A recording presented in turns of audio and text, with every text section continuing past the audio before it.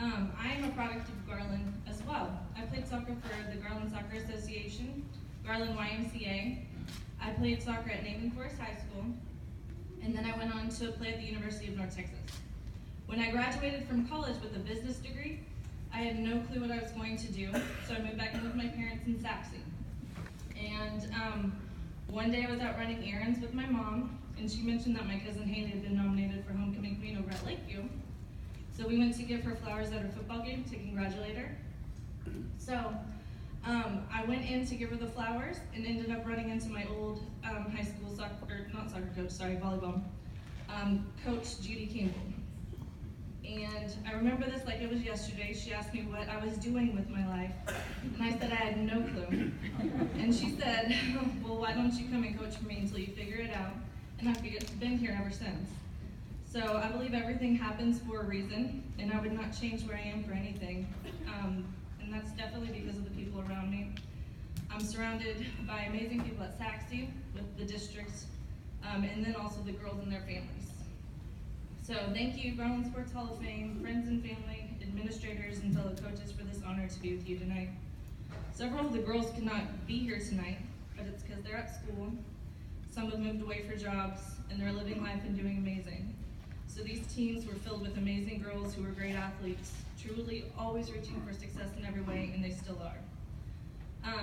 The year prior to these 2 years, 2010-2011, was the first time that we went to the regional tournament when I was at Saxe. At Naaman, we never got that far, so it was a new experience for me, and it was a lot of fun. We lost to the Woodlands that year, but the important thing about that year was the experience. The bar was set, and the girls had so much fun, and they wanted to do it again. To travel with your team and to stay with your team in a hotel and be on that field at the regional tournament is a truly amazing experience, and one not everyone gets.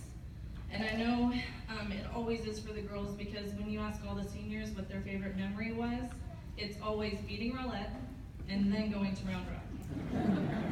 So, these 2 years, we suffered key losses late in district play. But I know that failure and disappointment, if truly learned from, can catapult a team to do amazing things, which is exactly what happened with these teams. In 2011-2012, we lost to Rowlett both times we played them during district. Also lost to McKinney Boyd and wound up third. We had a tough area game where we won in a shootout, but the most memorable game that we played that year was against Rowlett, because we played them in the quarterfinals for the third time. Their coach, Coach Fabreas, said if they made it to the regional tournament, or regional quarterfinal game, he would let them bleach his hair blonde, so he showed up to the game with bleached hair. And they were really excited. They beat us 2-1 and 2-0, but Azalea Smith and Chelsea Followell were able to put goals in the back of the net, and everyone played amazing defense. And so we were determined to get to the regional tournament again. And we started on fire and we finished on fire and beat them. That year is the only year that we have won a game at the regional tournament. We played Georgetown, and Georgetown brought a ton of fans because Georgetown's right next to Round Rock, but the girls again were on fire.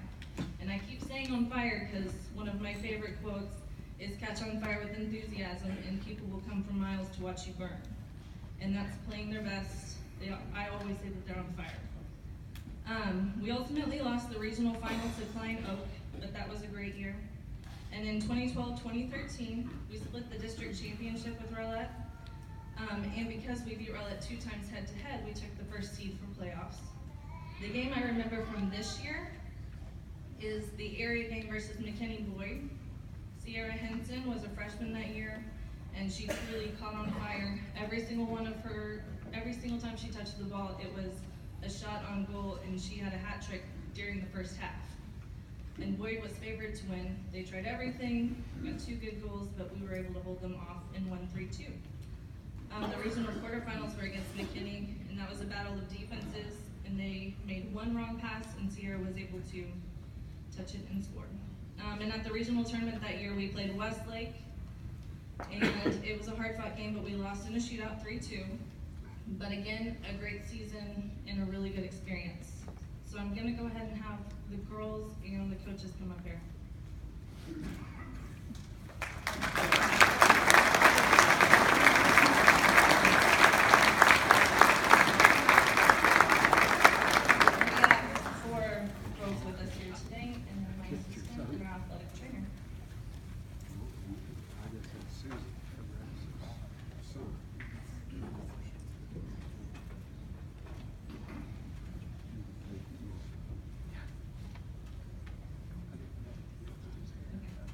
Assistant coach Lindsay Cox.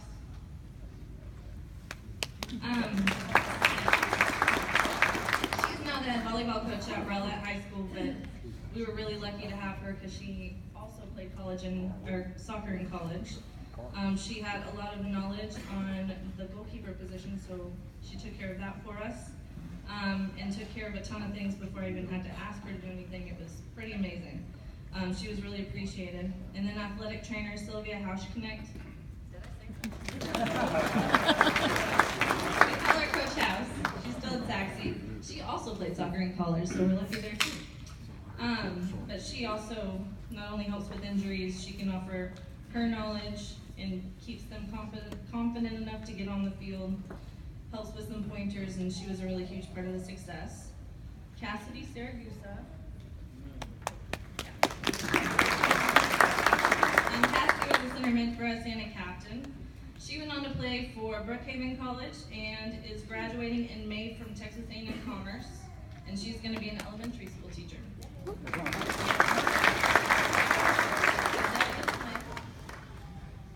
Azalea was an outside mid and forward for us. She graduated last year with a BS in kinesiology, and she will finish her Master's of Science in Kinesiology in August from East Texas Baptist University, and she plans to become a physical therapist.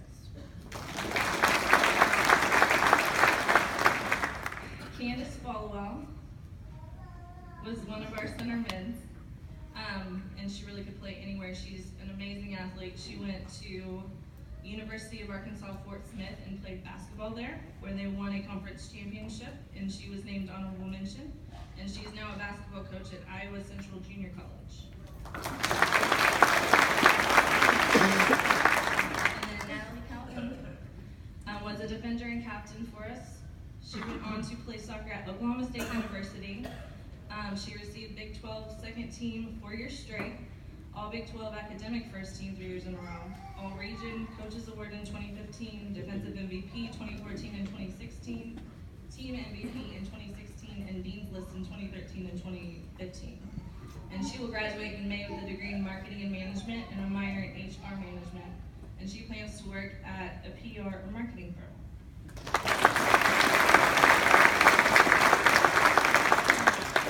Also from these teams, we have had 11 to go on and play college soccer.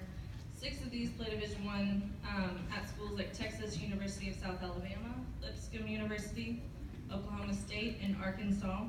And we also have girls that have been part of the Olympic Development Program and national teams, and a Gatorade Player of the Year, Sierra Henson. I'm very fortunate to have been the coach of these teams and a part of this experience, and we very much appreciate this honor. Thank you.